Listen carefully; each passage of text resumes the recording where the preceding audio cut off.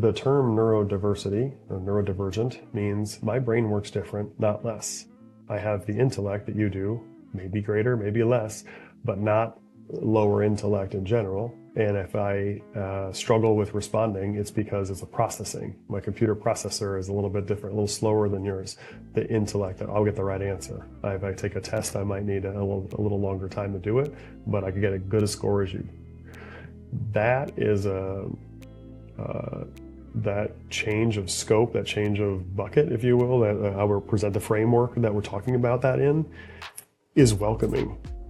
And it allows people to identify a certain way. And what we're seeing happen across the country and the world is, you go to LinkedIn, people are referencing themselves as neurodiverse or neurodivergent.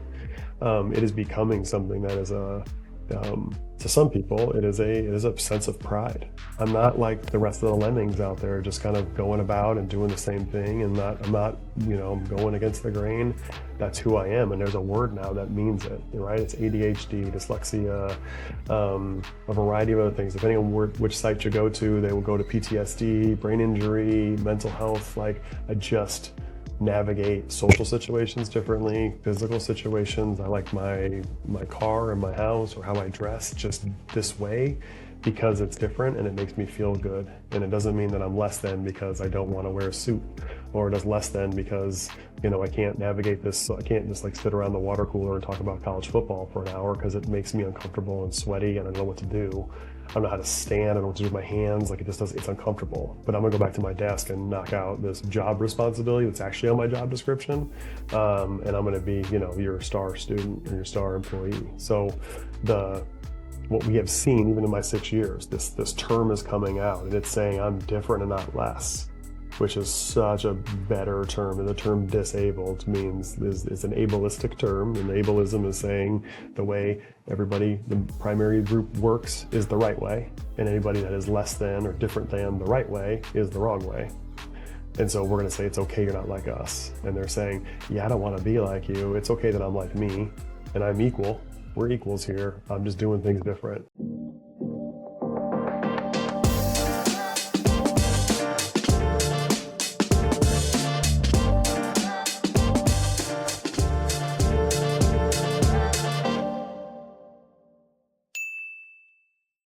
All right, guys, welcome back to a brand new episode of the Hart Hustle Podcast. Now, I am sitting across from another amazing leader.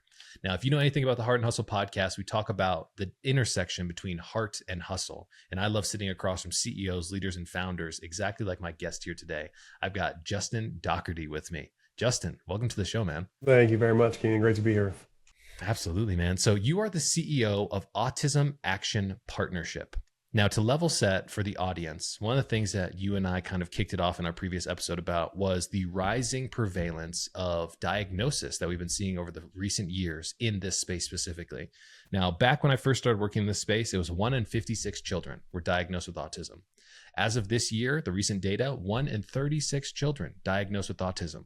How are you thinking about this prevalence, if you will, of increased diagnosis, and how is it impacting your ability to serve the community? Yeah, so I'll preface my response with I'm not a researcher, and so this is information that's been sent to us and shared with us that's kind of shared throughout the community, if you will. And so the two primary thoughts are, one, that autism has been misdiagnosed, underdiagnosed for years and years and years. And now there is a better understanding. You can go online, ask a few questions about yourself or your loved one. And if you answer yes to one of them, then they say, talk to your doctor. They talk to your doctor and they ask you another assessment. So there's tools that now can go from, I have this thought, to I actually can take action on that thought, and that thought gets to specialists. Those specialists have training. There's actual tools. People are coming out of med school with training specific towards this. So now there is a system that people can plug into. 10 years ago, 20 years ago, depending on what part of the country or the world you're in, there was behavior disorders and other diagnoses that were applied to individuals with autism spectrum disorder, based on the limitations or the understanding of the medical professionals at that time. So now there's an it, it's fully defined. There are tools to define. If you check these boxes, that is now autism spectrum disorder. So that is one half of the reason why the numbers are increasing the way they are. The other, honestly, is that there is a belief through great brains and scientists that it is happening more often. They just don't. The prevalence is not because it's just happening more because that number. So somewhere in there is better diagnosis, better understanding, and also likely occurring more often than you used to.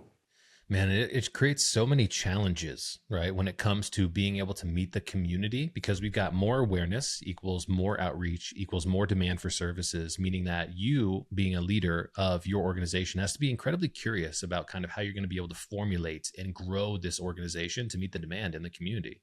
I want to take a step back really quick and kind of talk about where we came from.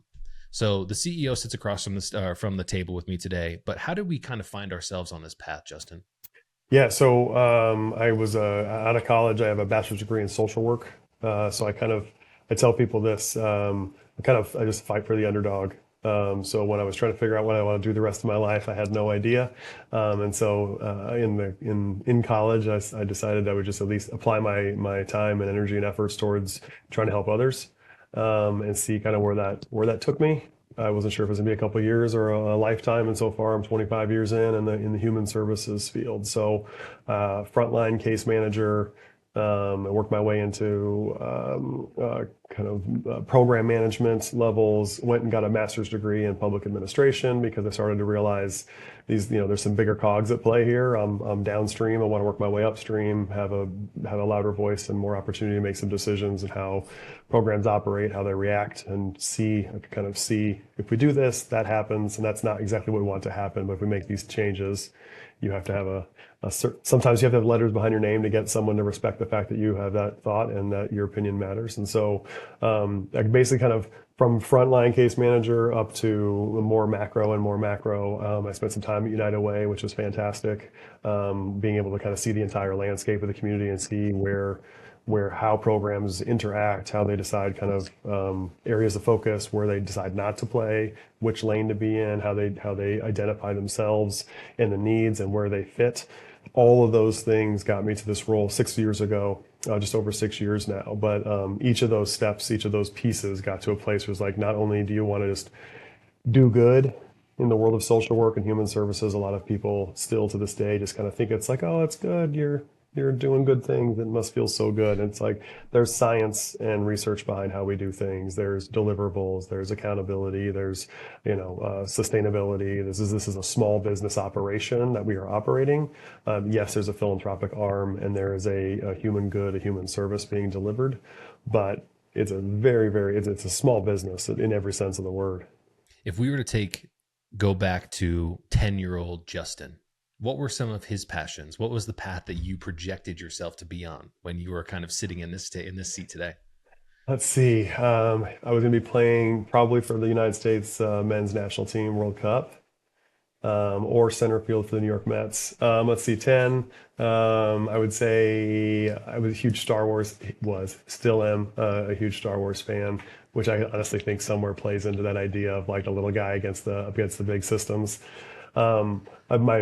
The word on the street from my folks and my loved ones is I've always been a compassionate human. I've always found the kid who is into getting along with others, who's been excluded, and trying to bring them in. So I think some of this is inherent in who I've always been. I would much prefer like a real sincere commitment, communication relationship with a human than 10 buddies who don't really know what's going on in my world. And I think that I have a small but very, very tight-knit group of loved ones and supporters to this day.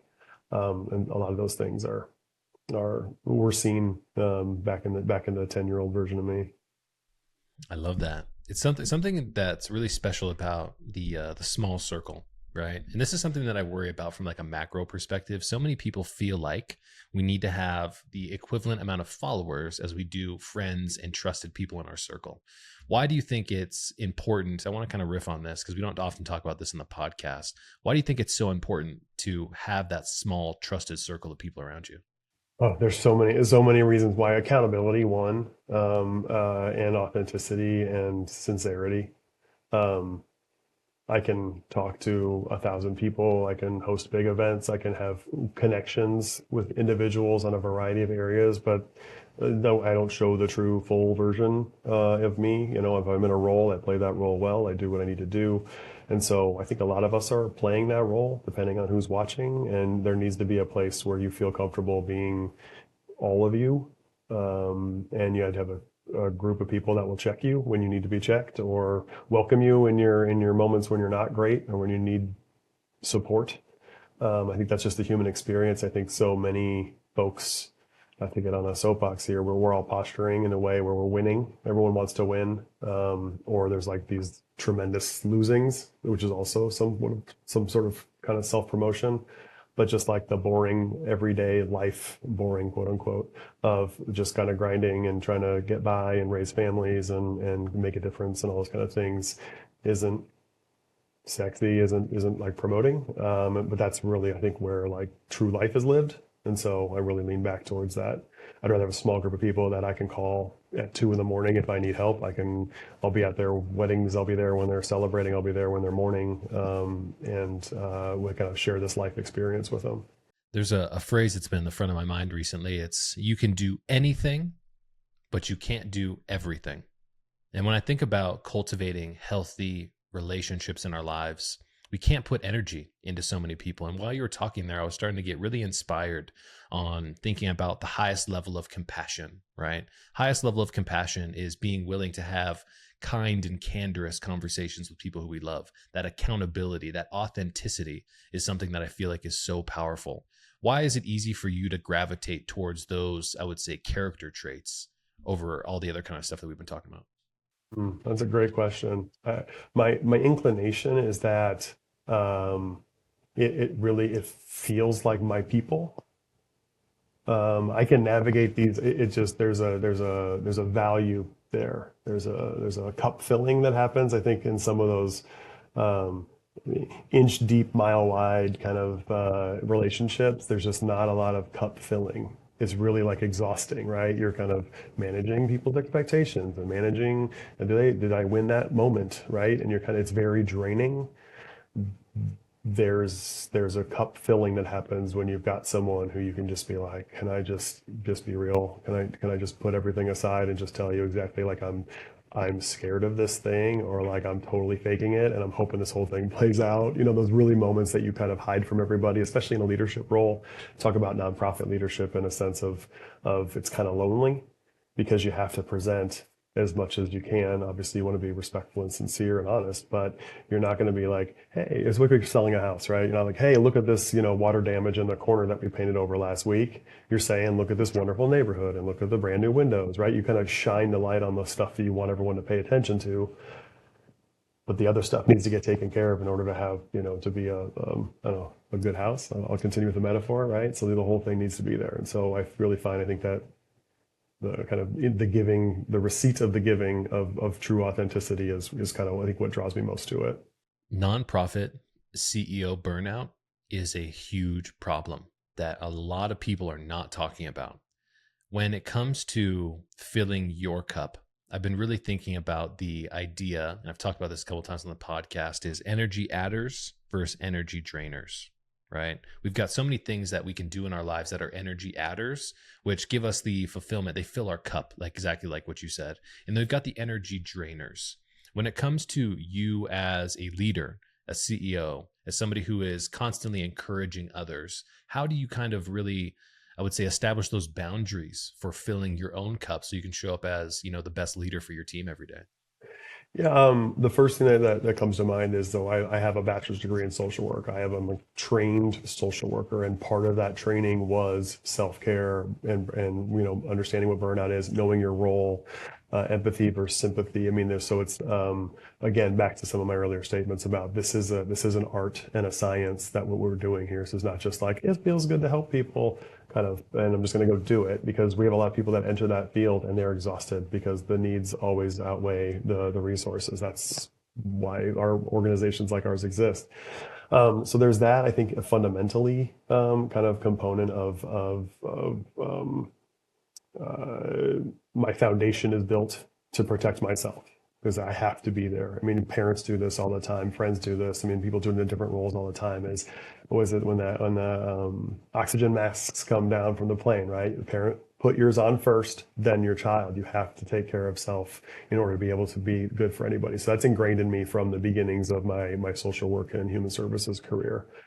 Outside of that, it is fully transparent. It's an ongoing battle. It is hard for me to say I don't have time for that.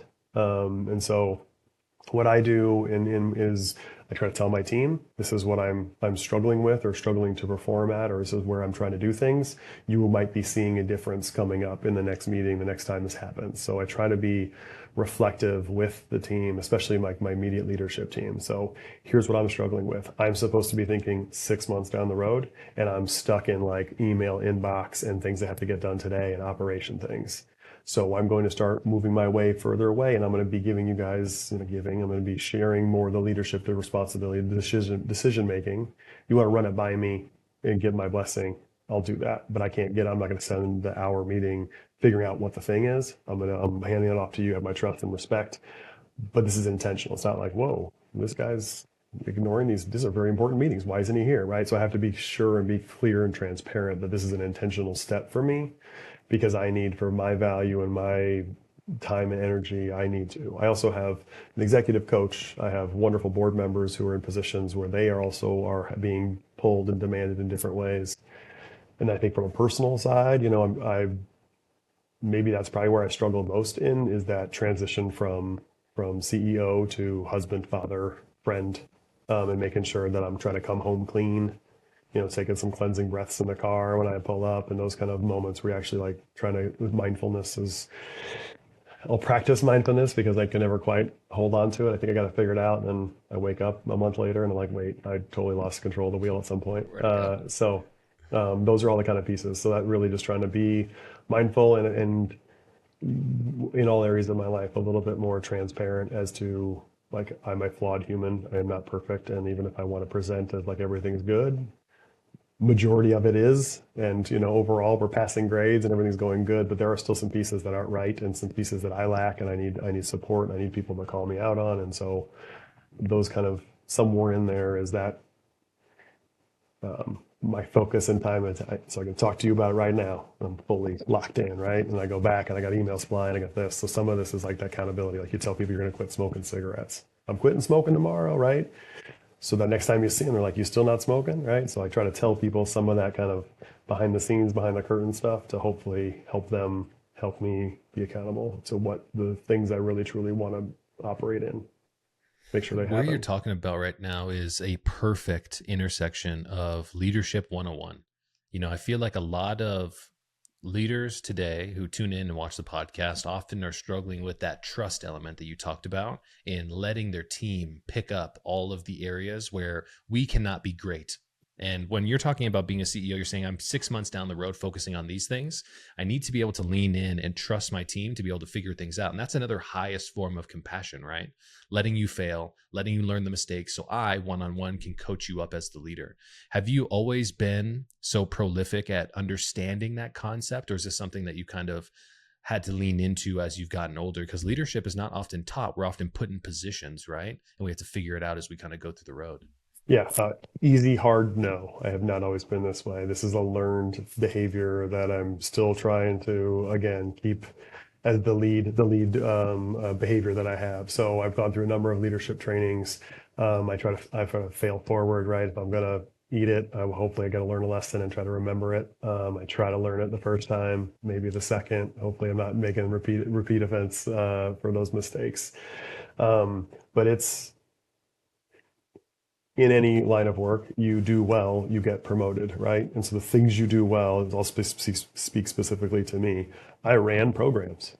I managed and led teams, but there was daily deliverables, monthly deliverables, quarterly deliverables, right? So I'm not laying the track. I would talk to people about, like, other people built the sandbox. I figured out how to play in it. I figured out how to maximize the sandbox. Transitioning into a place where I build the sandbox probably took me years to fully understand all of the components of of independence and that I had, and also reliance of others on these decisions. Understanding that there are people who are going to say you're in that chair, so you probably know better than I, even if it's not true. And so I have to really build in. I mean, my staff hears me all the time say, "I'm just thinking out loud," as my like, this could be clunky, and I want you to be able to tell me this is a terrible idea. So they have heard me say that preface before. I had a wonderful leader before me, or a kind of a mentor of mine, that said, "Your voice holds more weight in the room than you recognize." And you have to take some of that weight out if you truly want to have a strategic planning conversation. If it's brainstorming, speak loud. Speak last. Don't speak too loud. And also, if you're going to speak, if you're just spitballing, that holds a lot of weight because you're the guy in the room that they want to make happy, whether they own it or not. And I understood that going in, I can say it, but experiencing it in the moment, you're like, okay, that probably was a good idea. And then, you're like, well, wait a second. Are they just like, this guy knows more, he's running the organization, so I'm just going to defer to him, because if I say no, we go this direction and we fail, they're going to be looking at me, right? So it's a little safer, I think, to say whatever the leader says, we're going to follow. And so I certainly have fallen victim to that myself in rooms where I'm like, yeah, sure, good idea, buddy. And then you go out in the parking lot and you're like, that's not going to work. I don't want that. Yeah. I don't want that organization. People feel that they can't look at me and be like, yeah, you're missing there. And I think I've cultivated it well. I at least one or two people that report to me, we have been doing this dance for long enough where they're like, yeah, no. This is the thing. This is the obvious thing you've obviously missed. And I'm going to tell you. And I'm like, oh, thank God you're here. Thank you. But that's been cultivation, intentional cultivation, and it was not just inherent. It's tough. I was diving into a leadership seminar, and the example in this conversation was the culture of Amazon, specifically when it comes to innovation. And there was a keynote speak that Jeff Bezos gave where he was talking about their willingness to experiment means they have the opportunity to churn over all the rocks and all the leaves, if you will, to find where the good ideas are. But 90% of those ideas fail. Right. And one of the things that he talked about in this conference was the idea and the difference between making decisions, deciding to make a decision, and deciding to take an experiment. And he said, if we can get our teams to focus on being willing to try an experiment, we can find results that often are not hidden behind the stigma of having to make a decision and go in a specific direction. Does that make sense? Absolutely. So I started smiling a little bit. So we call it a pilot. And the ongoing joke, if you will, around the office of like, we're going to we'll call it a pilot. We're going to pilot this idea, pilot it. We're going to put the boat in the water and see where it leaks, not if it leaks. I got a bunch of sayings that all line up with that. Is that the idea? We just had a 2-year program that was wonderfully successful and changed the lives of a small group of people forever. Young adults transitioning from their parents' homes to independent living. And I could tell you stories that'll make your eyes water. I mean, it was just such a wonderful program. So expensive. And we had to sunset it. And when I was like struggling with this, one of my board members said, you told everybody 3 years ago you were going to pilot this idea. Piloting means you're going to do this, you're going to learn as you go, and you're going to make better decisions as a result. Unfortunately, your result is it's too expensive. And everybody who hears that from you is going to say, well, it was a pilot. And so I set it up that way. The other thing about the Bezos thing, I in theory, I believe in practice in the nonprofit sector, piloting things is dangerous, right? Because if you're going to go back and raise money the next year, like, here's what we did with your money. Last year, would you want to support us again? And if we go back and say, yeah, we took a risk or a gamble that didn't pay off, but this time it's going to pay off, right? So there's a sweet spot also in the nonprofit sector where you don't necessarily have research and development, and it's human lives. And so there's some different types of risk involved in that. I think the spirit of it, absolutely 100% in the nonprofit sector. Human lives, and also depending on where your revenue stream comes from, you can't be so cavalier. There's fundamentals of being a great leader is casting a vision so big that other people who are supporting you and trying to be a part of your team can find their success in your vision, right? And I think about that on twofold. Not only are you, the CEO, supposed to inspire the people who are coming into the organization, but we're also supposed to inspire people like board members to be able to understand where we want to be able to take this. I want to give this or use this as an opportunity. When I first met the now current CEO and president of an organization here in Las Vegas called the Grant to Gift Autism Center, it was 2017, 2018. He came into the organization as a manager. And when he sat across the table from me, I asked him, Brian, what do you want to accomplish here? And he said, as the manager, not the executive director, my goal is to one day turn this center into the premier location for access to diagnosis services, but also training and education. And I thought, man, that's pretty impressive that he, as a manager, was able to cast a vision so large, right? And over the years, we've had change in leadership and everything like that. And my guy, Brian, has rose from being, executive director to CEO to president, and now president and CEO of the entire foundation. And he's still executing on that vision. But I'll always remember his willingness to double down and preach his vision for what the organization was going to be. How do you think we can reinforce leaders like yourself and like Brian to double down on casting that vision so large, while we also do have that element of being cavalier like you talked about? Because it's a really tough balance, right? Right. With all due respect, I think the casting of the vision is safe and easy. It's immediately, I talk about this at work too, it's the steak and the sizzle, right? So you can sizzle all day, but there's got to be some steak, right? And so the component of it is, it's got to be somewhere tangible, right? We can't just be like, we're going to be the greatest in the world. You're like, with what budget, with whom people, here's all the reasons that's not going to happen, because then it immediately gets shut down, right? So it has to be a realistic, on the edge of realism, right? But still both tied there. And there has to be a couple components to it, which sounds like Brian absolutely had some of those critical pieces. It wasn't like, they were going to go reinvent, like cold fusion, right? Or invent cold fusion. It was like, this is in your wheelhouse. This sounds like, right? Depending on the landscape and those pieces. So I immediately go to the vision. It has to be bold and big and inspiring, and also tangible, not completely out there, but there has to be a couple good chunks of meat in there where you're like, and this is the pathway, right? We don't exactly know what it is, but we're at A and that's B. Getting there could be 2 years, could be 5, and all the ingredients might be still to come, but we know at least this much to get us here, and at that point we can reassess and continue on the journey. So I think in my lived experience, as well as in our community, I think there's been some people that are a little like the string on the kite's a little too long, and you're like, I don't know where you're coming from out there. Like, that's big and bold, but there's no meat. And so we really there has to be that piece. And it sounds like Brian's coming from programs, selfishly speaking, because I came from the ground up. It's you got people who know the ingredients, know enough of the landscape to say this is big and bold, but not so out there that it's not tangible, or it just feels like it's a false sizzle. This comes back to your element of accountability, right? And the prevalence to take action, because we can paint ideas all day, but unless we're willing to back it up with the action that's necessary to get these things done, there's no real point. Right. Absolutely. So here's a question for you. When we think about building a team to be able to meet the need in our community, in our previous conversation, we talked a little bit about how competitive it really is to be able to get people to buy into this mission.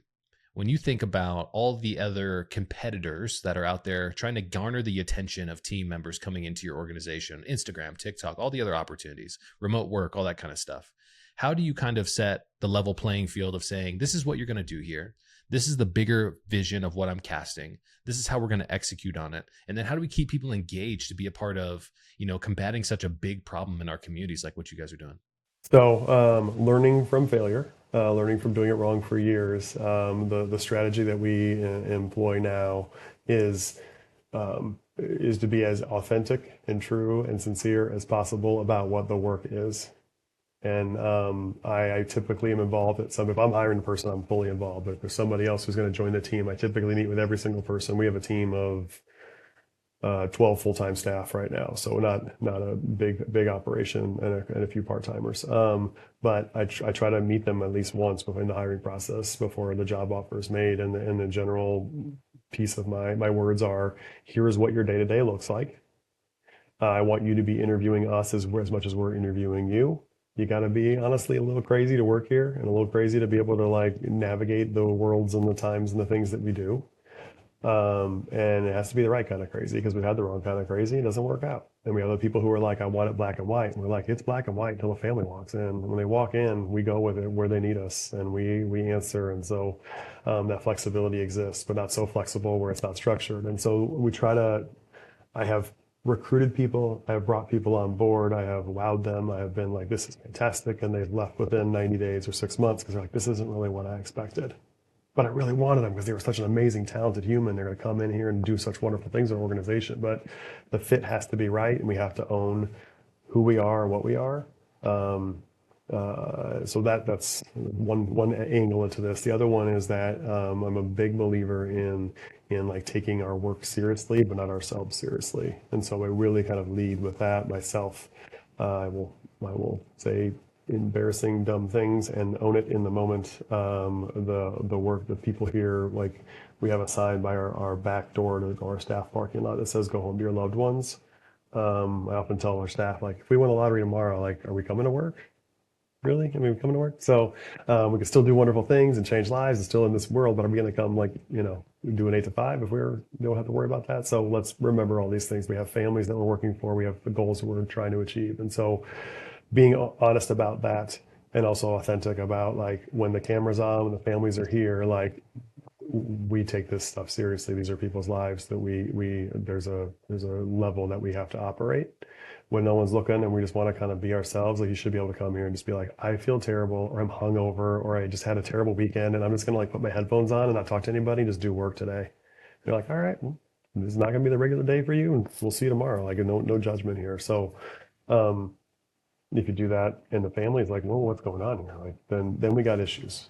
The last piece I'll say here is that there's intent and impact. Talk about this as a leadership tool that you may come across. So if your intent is positive and your impact is negative, we can work on that all day. Staff, everybody here, right? If your intent is negative, we got problems. So we try to, whatever the action is, there's an intent and an impact, right? If I send an email, if I make a phone call, if I say words, whatever I do, if the intent of every person under this roof is positive, the impact, if it isn't always there, it's a learning opportunity, it's a growth opportunity, it's better management, it's those kind of components. If your intent is not, then this isn't a place for you. And I've said that to individuals. That kind of people know that's how I roll. Like we all come in here to do right. And if no one's looking, we're doing right. And if you're not doing right, whether there's an audience or no one's looking, this isn't where I don't care how good you are at your job. That's not what we value here. I mean, it's just, I just love that. I keep loving the opportunity to come back and look at all of these different opportunities as accountability elements.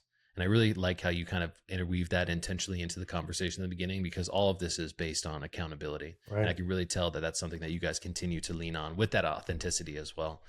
I think that we have an opportunity to talk about, over the years, we've seen definitions and language changing in society, right? One of the things that we talked about in our previous conversation was neurodiversity and the difference of different not meaning less. Why don't we kind of riff on that for a little bit? Yeah, I'm pretty excited about this. I think sociologists need to look at this, and maybe they are. But so autism spectrum disorder is a disability. There are a bunch of disabilities. People are like, okay, that person has a disability. Okay, we understand that, and we're welcoming them, and we understand what that means. And you're less than. It's okay, and we're gonna lower our expectations. The term neurodiversity or neurodivergent means my brain works different, not less. I have the intellect that you do, maybe greater, maybe less, but not lower intellect in general. And if I struggle with responding, it's because it's a processing. My computer processor is a little bit different, a little slower than yours. The intellect, I'll get the right answer. If I take a test, I might need a little longer time to do it, but I could get as good a score as you. That is that change of scope, that change of bucket, if you will, that how we present the framework that we're talking about that in, is welcoming. And it allows people to identify a certain way. And what we're seeing happen across the country and the world is, you go to LinkedIn, people are referencing themselves as neurodiverse or neurodivergent. It is becoming something that is to some people, it is a sense of pride. I'm not like the rest of the lemmings out there, just kind of going about and doing the same thing, and I'm not, I'm going against the grain. That's who I am. And there's a word now that means it, right? It's ADHD, dyslexia, a variety of other things. Depending on which site you go to, they will go to PTSD, brain injury, mental health. Like, I just navigate social situations differently, physical situations. I like my car and my house or how I dress just this way because it's different and it makes me feel good. And it doesn't mean that I'm less than because I don't want to wear a suit, or it is less than because, I can't navigate this. So I can't just like sit around the water cooler and talk about college football for an hour because it makes me uncomfortable and sweaty and I don't know what to do. I don't know how to stand. I don't know what to do with my hands. Like, it's uncomfortable. But I'm gonna go back to my desk and knock out this job responsibility that's actually on my job description. And I'm gonna be, your star student or your star employee. So what we have seen, even in my 6 years, this term is coming out and it's saying I'm different and not less, which is such a better term. And the term disabled means is an ableistic term, and ableism is saying the way the primary group works is the right way, and anybody that is less than or different than the right way is the wrong way. And so we're going to say it's okay, you're not like us. And they're saying, yeah, I don't want to be like you. It's okay that I'm like me, and I'm equal. We're equals here. I'm just doing things different. And there's plenty of research on it. They talk about, there's a pretty famous story right now about neurodivergent bees. If you look into this, like the story Double click this. Let's go. Yeah, it's been told. Yeah. It's been told that there's a group of neurodivergent bees are the ones that find new sources of pollen because they don't follow the rest. If they only didn't have neurodivergent bees, the hive would eventually die if the source ever died. So the bees that don't just follow along with everybody else are the ones that are actually finding resources. I'm telling you what has been told to me by other people who are smart, who have published things like this and videos and things like that. So asterisk and sign the waiver here. But that's our understanding, and it's something that we share at our trainings too. Is that there's actually groups of, specifically in this case, bees that say, if not for the neurodivergent, we would not be where we are today, and we might not even be surviving. The belief with the autism spectrum and neurodiversity there is your Thomas Edisons, your Teslas, your Einsteins. There's a belief, I'm not saying it's true, but the belief is that they would probably likely identify as having autism spectrum disorder if they were 6 years old today and exhibiting similar behaviors. They would likely have an autism diagnosis or certainly be seen as neurodivergent. And so those people have changed our lives, changed our world. How many more of these inventors there wasn't a term for them being socially awkward or willing to spend 3 days in a room by themselves working on an equation or and not going to birthday parties and weddings and having healthy relationships, quote unquote, healthy relationships with significant others and things like that, because they're so immersed in their work. That hyper focus is what made them unique. I think Elon Musk identifies as being neurodivergent. And these are some of the greatest minds in our history and across human history. And so that term, wrapping up here, that term is giving people ownership and pride when if they have an autism diagnosis for 20 years and they have autism and they don't know how to tell people and they're struggling and they don't want to be like, hi, I'm the autism guy, are being more comfortable saying I have neurodiversity. So your exchange with me might be a little bit different, but don't think for a minute that I can't hold my own. And that change and that ownership and that kind of self-advocacy is inspiring, and we're seeing it from people that we work with. We're seeing it across a variety of sectors. We're seeing it in workforce. There are companies that are seeking neurodivergent workers because they're like, we need some other brains in this room, and we're doing research and development, and we're doing this and that. We're trying to figure out how to make the best thing. We got 7 people who think the same. We need an 8th person who's going to challenge all that thinking to kind of actually evolve. So I can't say enough about it. It's inspiring, and I feel blessed to be part of this movement, if you will, at the time it's happening, because I really feel like it's foundational and likely going to kind of change, hopefully, the entire existence and entire kind of society and how we perceive ourselves and we perceive others who are different. Doesn't this sound incredibly human, if that makes sense? We are very bad at understanding the greater perspective of things that are happening around us, right? And we think about neurodivergency. We think about, the example that you just gave with the bees was mind blowing, because if you were to be a bee and you were to do the same stuff over and over again, then you would never explore new opportunities and go to get new pollen from new plants. And why are we not looking at people who are neurodivergent in society today as being that element of things, people who are doing things differently, that are bringing new opportunities to the greater hive, if you will? But it seems like we're just kind of leaning into that human ignorance, if that makes sense. Oh, absolutely. That's spot on. That's we talk about that in here. I talk about it with friends. It's some of what is the cup filling component of this work that I do is that, and we've talked about this, the authenticity about who I work with and the expectation of just being true to yourself is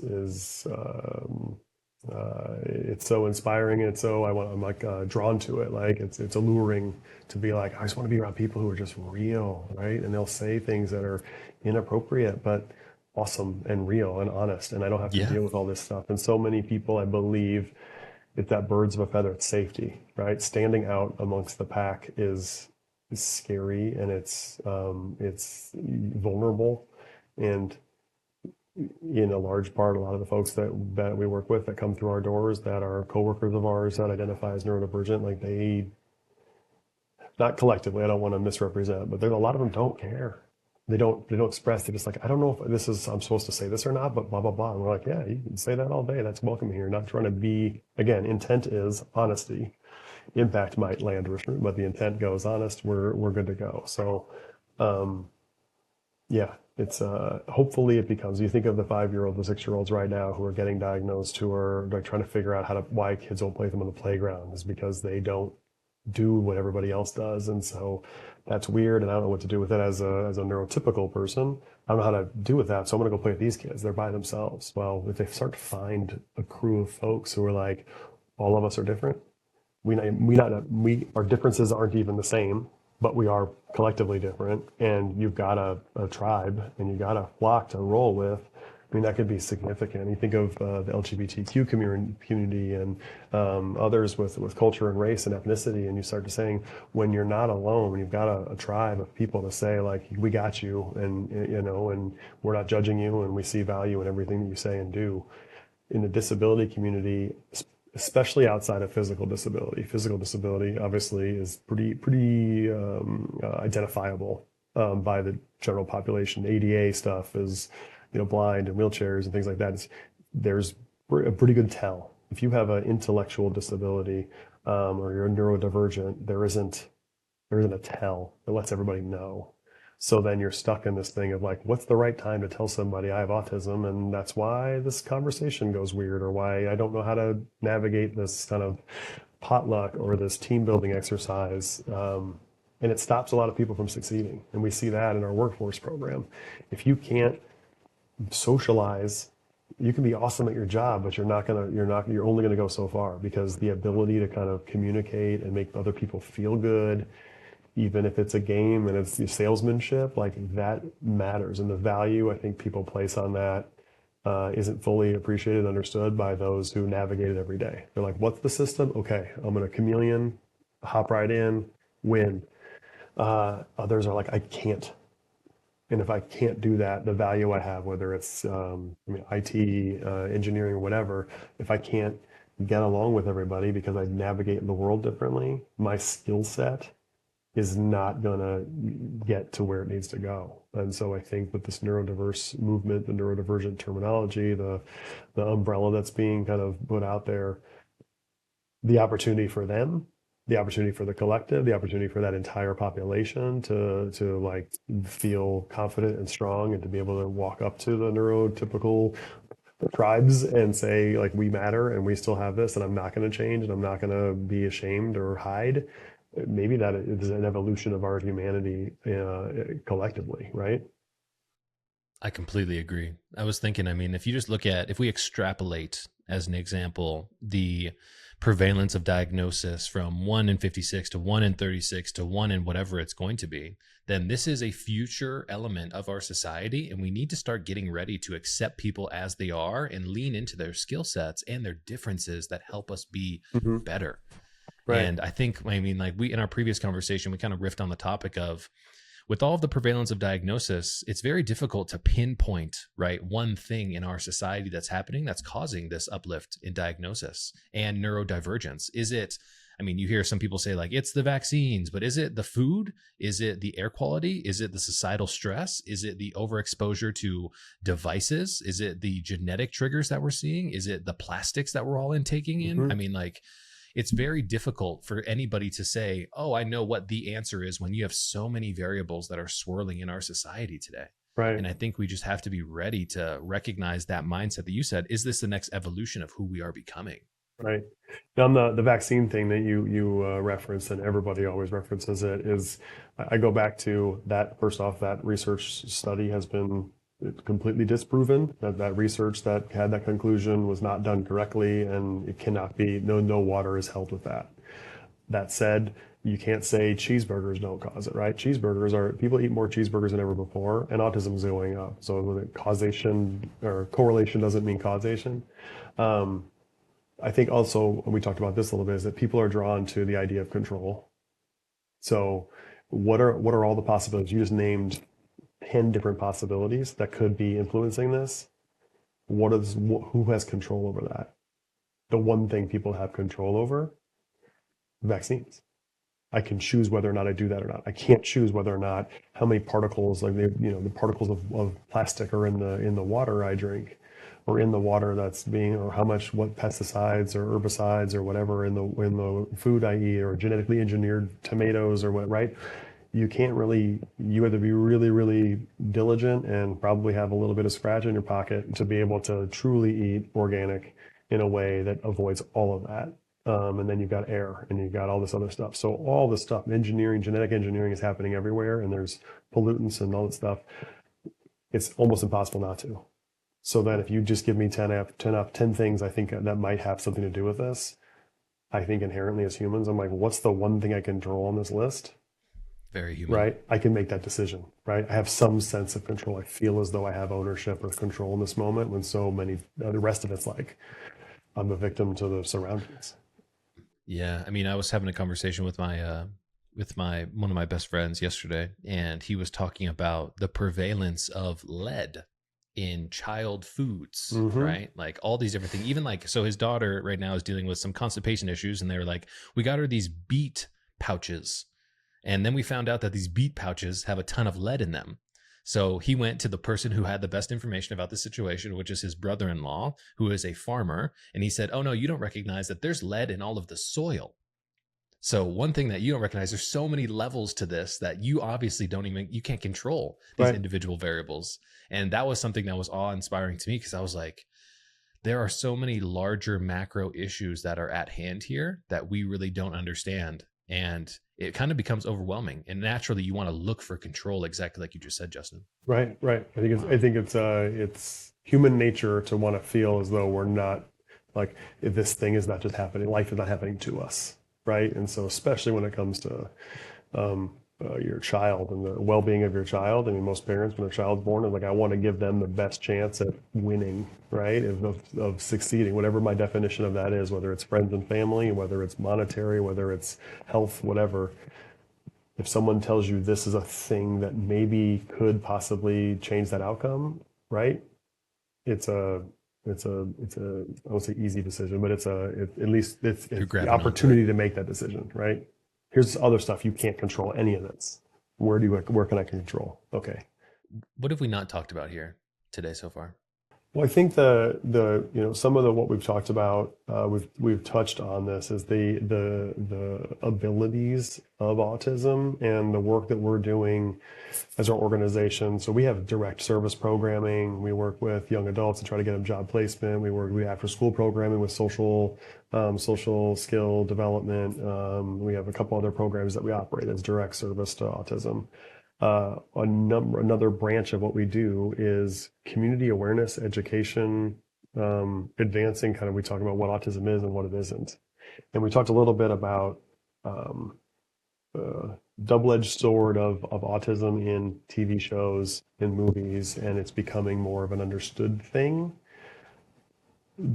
Autism spectrum disorder is a spectrum.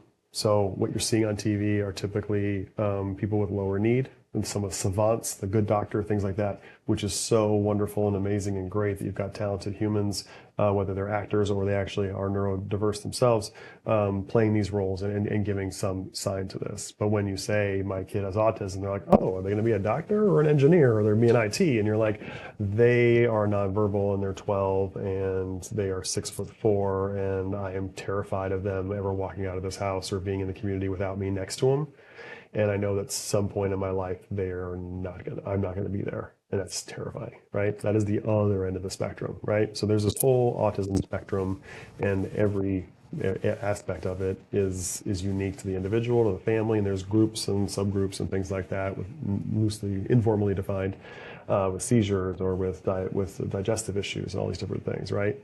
So that is one area that we touched on. I think is very important for people to understand that if we train police officers, we had a police officer who was like, I'm the autism guy because I have a son with autism, and your training just told me that I am maybe even worse off than all the other police officers because I think autism, and I go, oh, they must love dinosaurs because my kid loves dinosaurs, blah, blah, blah. I know how to work with autism because I know my kid. And you just told me that if someone else like, this guy's got autism, they're like, hey, we need you here. This guy's got autism. And you walk in like, I got this. And you're like, oh my God, this is not the autism that I know. So which is a beautiful conversation or comment on his part, and really helpful, I think, in the moment, because he's like, I've been the autism guy for 8 years. Like, I'm just the guy that knows. I know more than the average bear, but I realized there's a bit of, ignorance in my knowledge because it's so focused on my one human interaction that is deep, but not wide. Wow, this is really interesting. This is like blowing my mind right now to think about how, depending on the lens in which we look at a certain situation, we will train individuals and put responsibility like this officer on their shoulders when we don't truly understand the problem or the complex situation in which they could be coming across in real life. For sure. I was like, naturally, my mind went to the place of being like, yeah, like, anytime someone's got an issue with a big scary dog, just call me because I have a dog that hangs out in my office all day. You know what I mean? It's like, you don't understand the complexities and the individual nature of the situation that you're dealing with.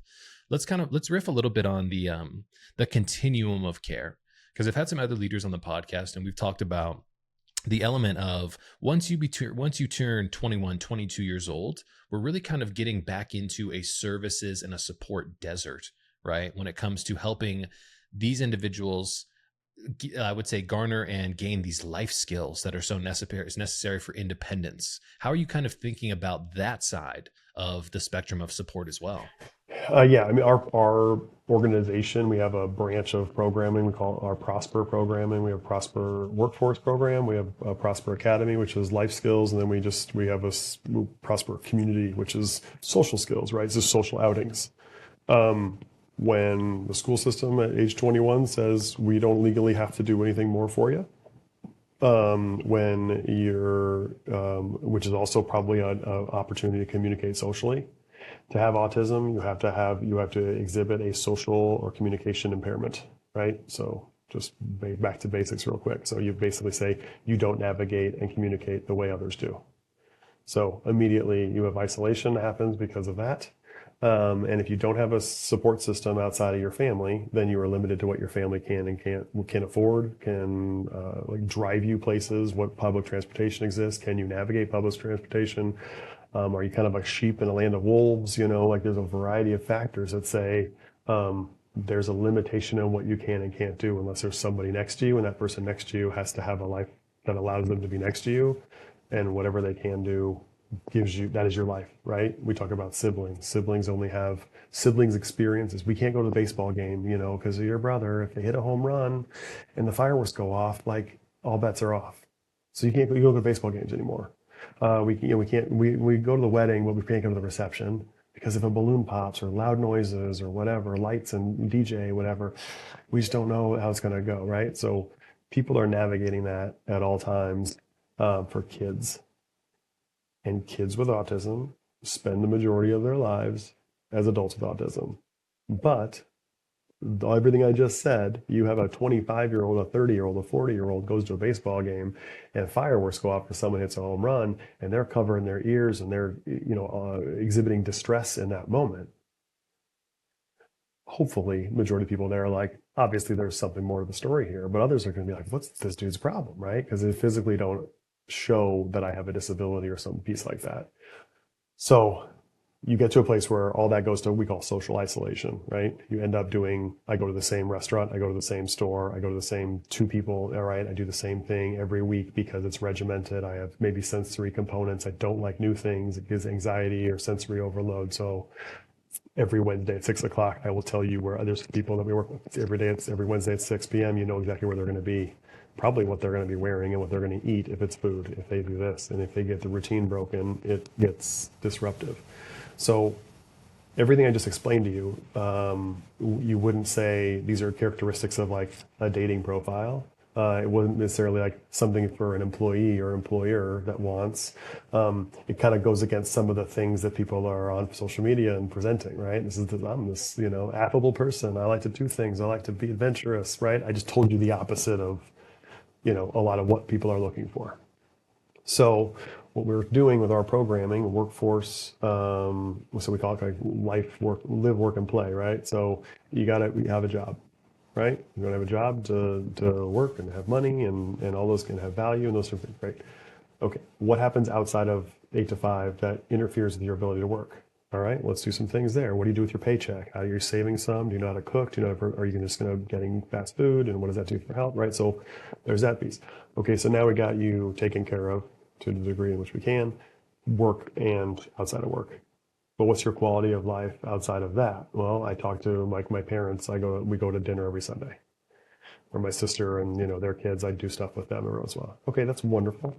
But there's a whole group of people that just need someone else to build that sandbox, right? So like we're going to host an event, we're going to go to a baseball game, we're going to go to the movies, we're going to go bowling, we're going to do like a board game night, and we host it. And we just basically are letting everybody know, like, when you come here, like, we'll give you some instructions or some information for you to deal with. If you want to go sit over there and talk with someone at a table, like, we're not going to force you to do anything. We're just setting the setting. The amount of feedback, positive feedback from participants, from their families, from other community members are like, you don't understand, like, how valuable this is. We're literally like, hey, if you want to go bowling for 2 hours on this date, we'll be there. That's not a huge lift on our part. And it is like life changing. We have people who are making friendships, true authentic friendships. And like, they're going to go ice skating next week together. And the first time they've been ice skating with anybody besides a family member. They have birthday parties. They're inviting people. It's like the first time this is anybody at their birthday party that isn't a family member. And it's, many people don't appreciate that. Again, like, we're just going to go out and do this. Like, you're not worried about being the environment. What kind of lighting do they have? Is it a brick wall? There's a carpet on the floor? Where do I park? How do I get in there? What's this? What if I don't know how to do this? Right? And all these things get in the way, and the person says, I'm not leaving because there's too many variables I can't control. Quality of life and what that means. And so we focus on a lot more and more attention because of when autism diagnosis started becoming more prevalent and the specialists and the tools started getting more and more out there. We're getting waves and waves of adults leaving the school systems and all those pieces. And so across the country, across the world, more and more people are thinking of that continuum of care. And really, what are we doing for that quality of life? You're seeing some bad stories of families who the parents are passing away in their 80s and their 60-year-old kid has lived in the same house with the same people for their entire life. They're not in the system because they don't need the system. And now they're at 60. They're like, all right, the people who cared for you and took care of everything are no longer there. You are now in the system at age 60, right? So we see all the wonderful benefits as well as some of the things that we're trying to avoid happen through the lens of our work. I mean, it's incredibly powerful, though, man. I mean, you're creating safe places, you're creating opportunities for exposure, you're creating a sense of community that is so needed in this space in general. Right. and then trying to get out of the way, and just like, this is not like come to our program, like really the specific piece around the community part is like, we're setting a table and then we're just trying to, we're there if you need anything, because we really want is friendships to be made and life to be lived outside when we're not around, when we're not hosting events. So I think it's critical to this is that we play a role. We're the event planner, but they're the ones having the time, and they're the ones leading the efforts. As we think about what the future looks like here, what are we thinking for the next 2-3 years of, what the work that you guys are doing? What are we thinking about from your position as the leader?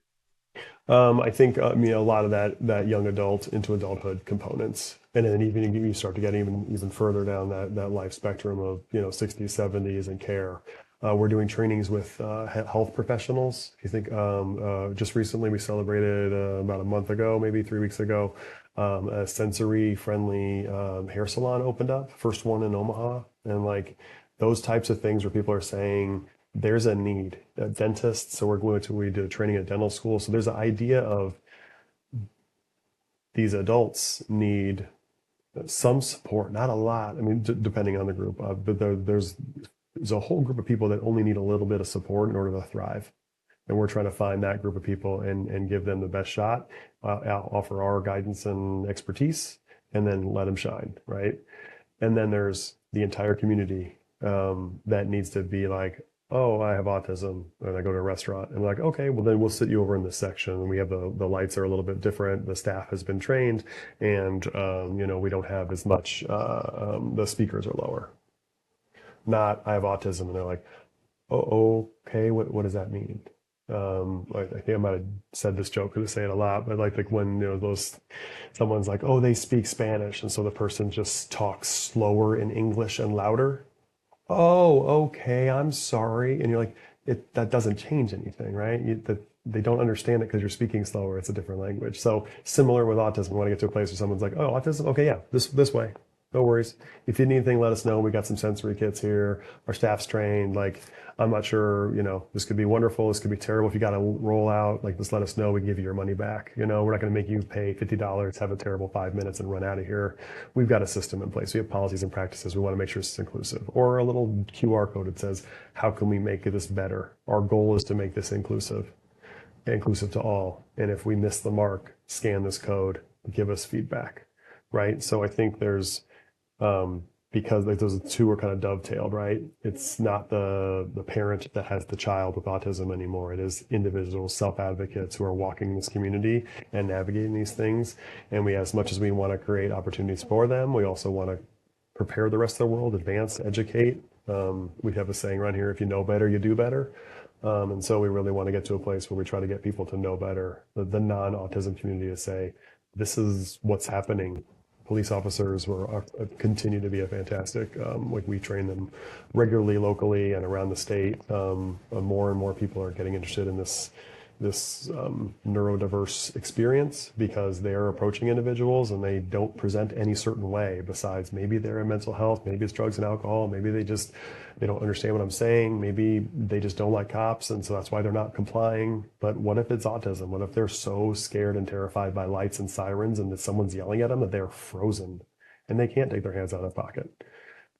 Can we just add that to there? So that's the next couple of years. I really feel like the young adult components, the independent living, as well as cultivating a community that says you're welcome here, and even if you're different or if it goes sideways, like it just is what it is. Like it doesn't mean you're not welcome here. Come back another time, and we'll see if we get it right the next time. I love it. As a tradition, we end the podcast here by asking a question from our previous guest.